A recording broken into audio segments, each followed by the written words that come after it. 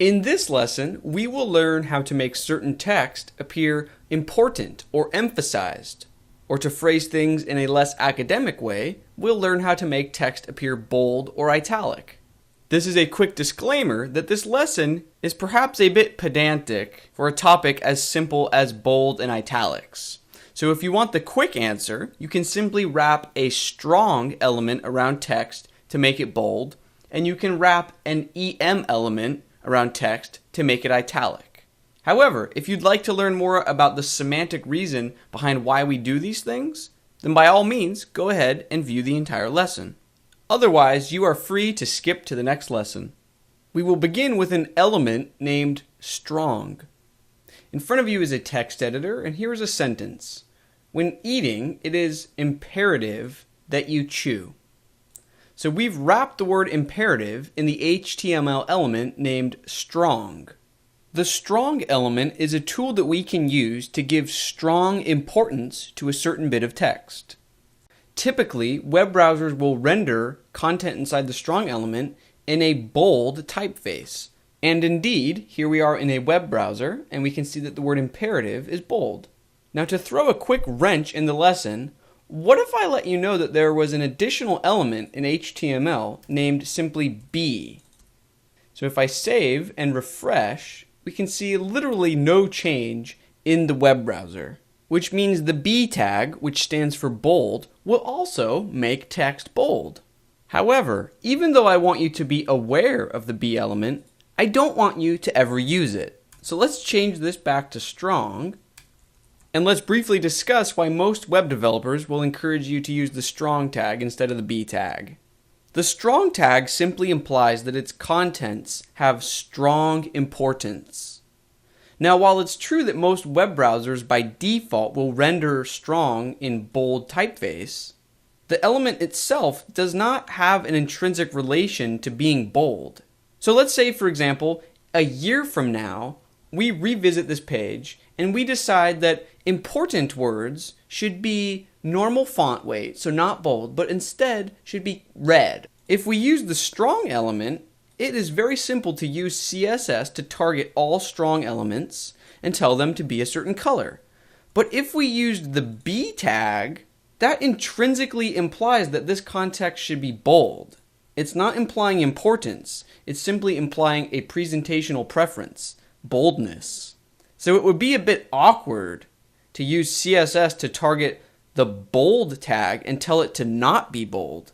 So in an effort to keep content and semantic meaning separate from presentational preferences, I recommend using the strong tag. Now, let's move on to our next topic, making certain text italic. So let's imagine that we have a new sentence which reads, "The cat did not like the dog." And let's imagine that we want to emphasize the word not. There is a tag or an element in HTML named EM, which stands for emphasis. So if I save and refresh in the web browser, we can see that the word not has been italicized. Now, the semantic meaning behind the EM element is that a person reading this sentence or a bit of screen reading software should pronounce the word differently. The cat did not like the dog. However, there are instances where we want to make certain text italic, but we do not want to add emphasis to the word. So let's imagine that we have another sentence which reads, "The word tree is typically used as a noun." In this case, we want the word tree to be italic. We do not want to add emphasis to the word. We simply want to designate that we're not using the literal meaning of the word tree, but we're instead referring to the technical properties of the word. So in a case like this, we can use the I element, which stands for italic. And if we refresh in the web browser, we can see that the word tree has been italicized. However, for the same reason that I recommend you don't use the B tag, I will also recommend that you do not use the I tag if possible. So for example, the I tag is a quick fix and it's adding nothing but presentational preference. So instead we could use the DFN element, which stands for definition. So if we save and refresh, we can see that the word still remains italicized, and this indicates that we're dealing with the definition or the technical properties of the word. But there are only so many elements in HTML, and there will come a time when you don't have the perfect element at your disposal.